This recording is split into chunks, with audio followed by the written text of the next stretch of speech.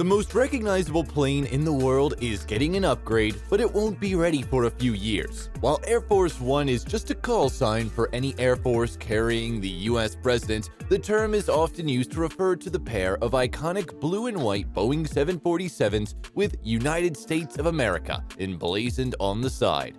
From Hollywood to cable news, the current aircraft known as Air Force One has been made famous through frequent appearances when accompanying presidents on most of their trips. The current modified Boeing 747s that fly the Commander-in-Chief, known in the Air Force as VC-25As, are on their way out after serving only 5 presidents for nearly 3 decades. It's time for the flying White House to enter a new jet age with the next-generation aircraft to fly the president. The Boeing 747-8I, in the same way passenger airlines are retiring their older Boeing 747s. Designated as the VC-25B, the new jet is larger and more efficient than its predecessor. But bigger in this case doesn't necessarily mean better, as the new Air Force One will actually be lacking some key features compared to its predecessor despite the sky-high price tag.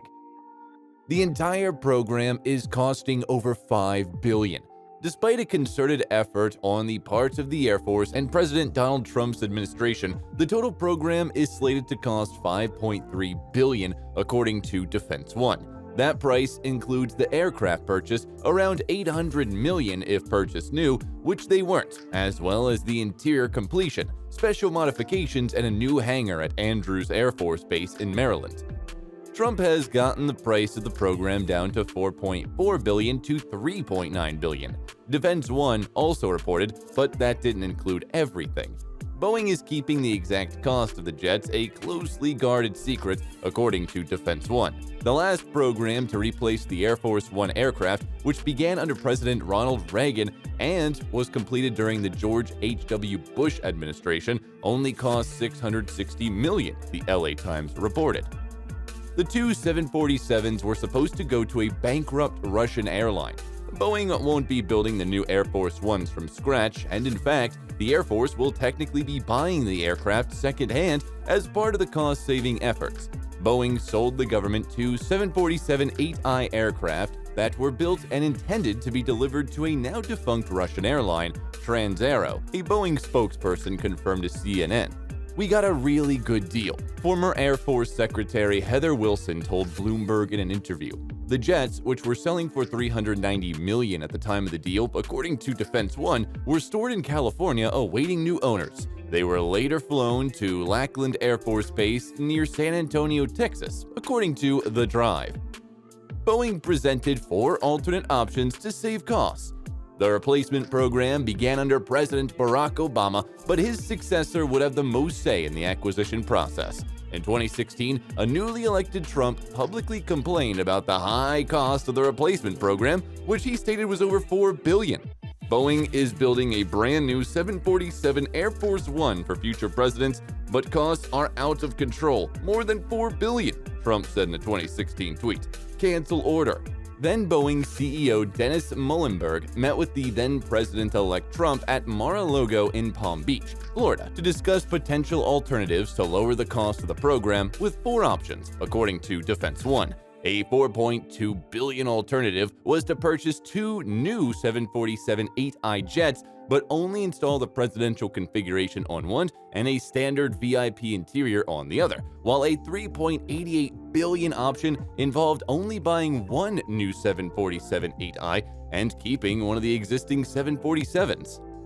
The owner's manual alone is costing $84 million.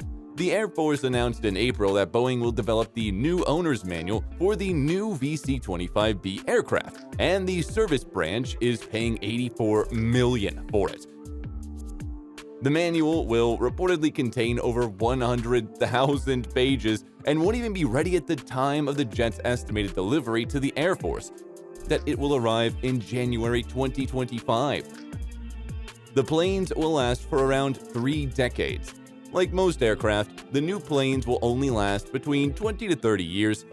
The current VC-25A aircraft are scheduled to be replaced just over 3 decades from their first flights with Bush in 1990 and 1991. The timing is in line with when most jumbo jets will be retired from passenger airlines and cargo carriers around the world. Boeing also announced an end date to the 747 program after over half a century of flight, with Atlas Air scheduled to receive the last 4 models in 2022.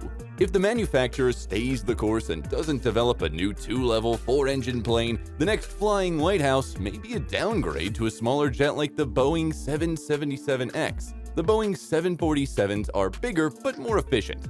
One of the staples of the Boeing 747-8i is the next-generation engines for General Electric that are more fuel-efficient than the aging engines of the current Air Force One aircraft. Flying the new aircraft will save the Air Force $1.9 billion, according to Defense One, despite the larger square footage that the 747-8i provides. Despite the larger size, however, the VC-25Bs will have the same passenger capacity of 71 passengers, according to the Drive. That means more room for non-passenger spaces like the President's office, communications bay, medical suite, or private bedroom. In an interview with Rolling Stone last year, Mr. Trump boasted that his own private jet was bigger than Air Force One. Mr. Trump's 757-200 is smaller in every dimension than Air Force One. According to Boeing's own specifications, Air Force One is a whopping 231 feet 10 inches or 70.6 meters long, with a wingspan of more than 195 feet, 59.6 meters. It has a far longer range than most aircraft, enough to go from Washington to Hong Kong in a single flight. It can refuel in midair as well, leading the White House to claim it has unlimited range. Trump will not be the first passenger. Trump flew his final flight on Air Force One on the morning of Inauguration Day from Andrews Air Force Base to his new residence in Palm Beach, Florida at his private club, Mar-a-Lago. The jets are scheduled to enter service in 2024, and Biden will be the first commander-in-chief to fly aboard the new Air Force One. Trump may never step foot on it despite all his input and efforts to keep costs down on the project, unless invited by Biden or a future president. If Biden decides to run again in 2024 and is successful, he'll have a full 4 years to spend with the plane rather than a few months at the end of his term. But if he retires in 2025, his successors will have plenty of time to enjoy the new aircraft. Air Force One's special features. We can't list all the special features of the president's plane here because a lot of them are classified, but the aircraft has come a long way since FDR's sacred cow. In 1959, Eisenhower commissioned 3 Boeing 707s to become the first jet aircraft designed for the president. Air Force One, as we know it today, began to take shape.